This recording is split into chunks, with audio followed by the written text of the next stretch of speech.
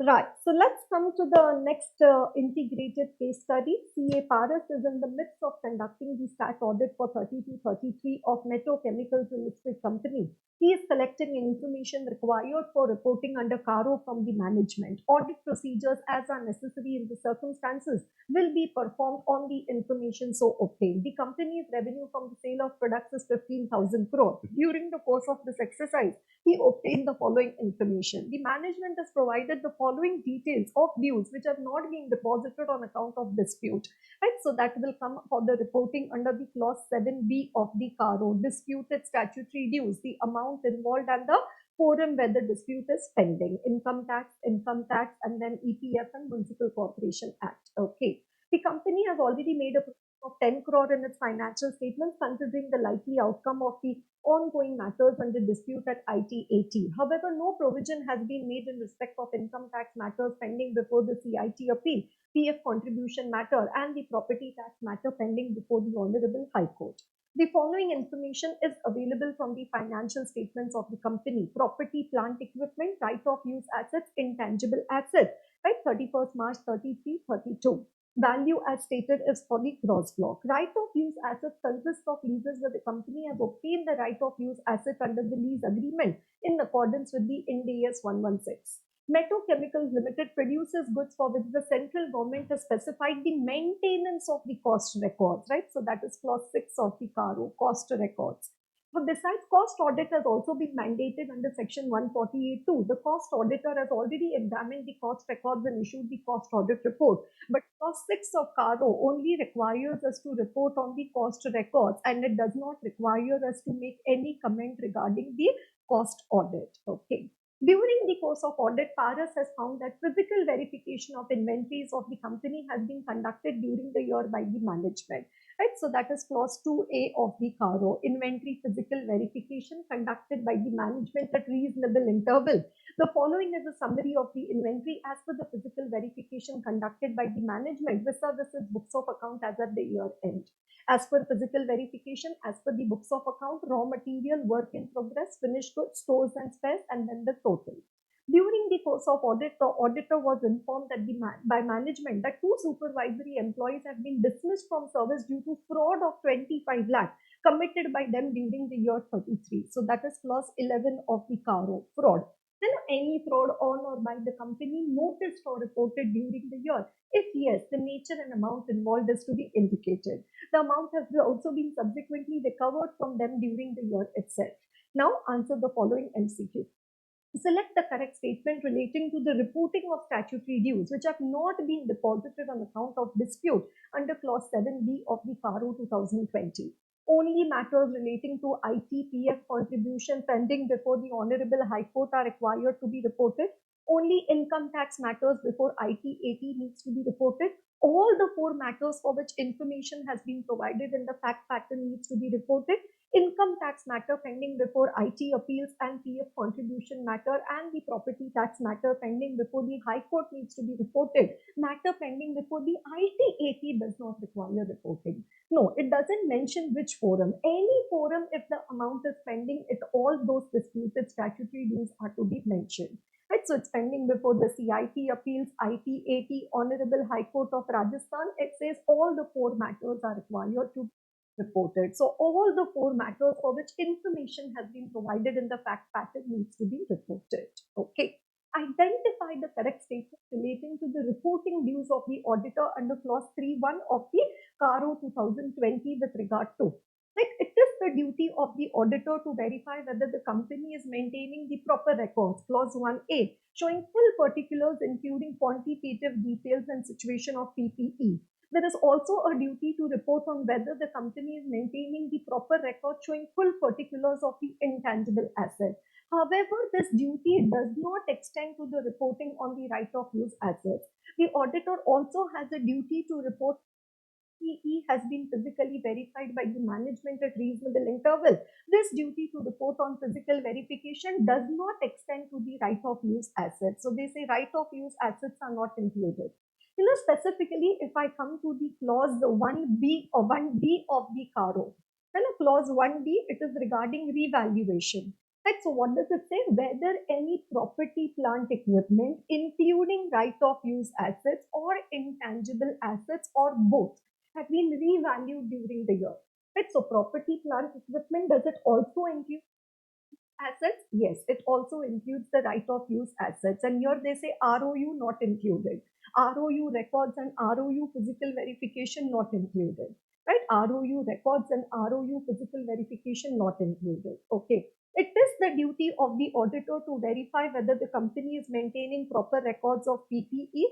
This duty also applies to the maintenance of cost records for right of use assets and intangible assets. Auditor also has to report whether PPE has been physically verified by the management at reasonable interval.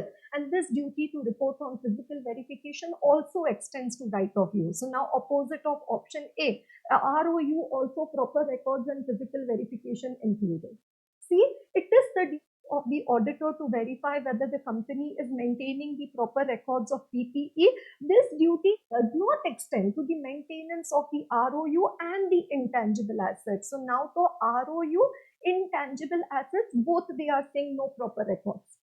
Okay, auditor has to report on whether PPE has been verified by the management. However, this right does not extend to the right of use assets. Obviously, physical verification of intangible assets can't happen, but it says physical verification of ROU not included. It is the duty of the auditor to report whether the company is maintaining the proper records of PPE. This duty also applies to the maintenance of records for ROU intangible assets. Auditor has to report on whether PPE has been physically verified by the management. However, the duty to report on physical verification does not extend to the ROU. So wherever they say ROU not included, we don't like that option. So that is why the correct option would be B. Okay. Next one. As regards the cost records is concerned, which of the following statement is correct regarding the reporting under clause 6 of the CARO?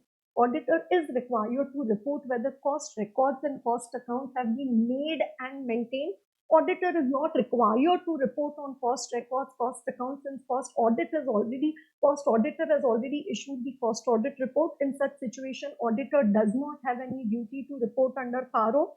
Okay. Auditor is required to examine the cost audit report as well as take into account the qualifications therein and report under clause 6 of the CARO. This duty to records does not exist anymore. So this option does not exist.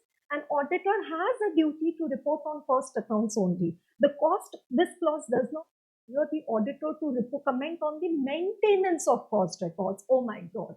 Clause 6, we say it is cost records. Okay, where maintenance of cost records have been prescribed by the central government under section 148(1), whether such cost records have been made and maintained.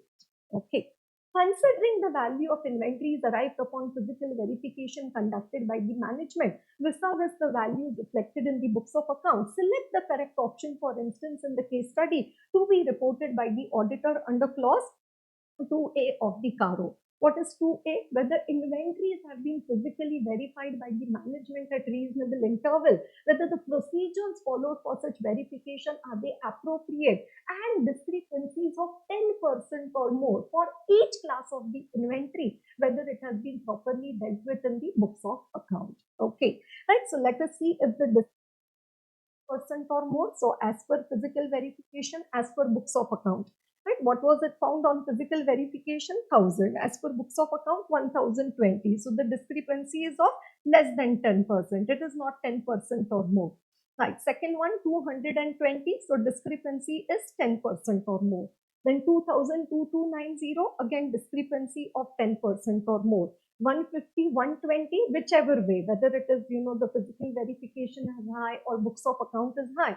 Again, there is a discrepancy of 10% or more. Right? There is a discrepancy of 10% or more. For which one? Raw work in progress, finished goods, and the stores and spares. Okay.